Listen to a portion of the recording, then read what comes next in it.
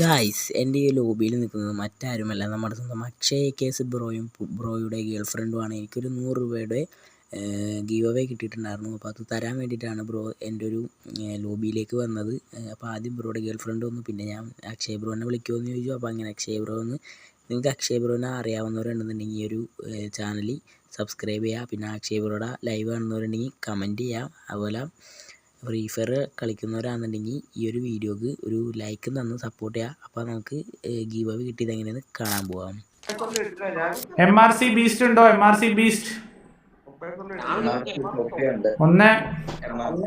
2 3 4 5 6 7 8 9.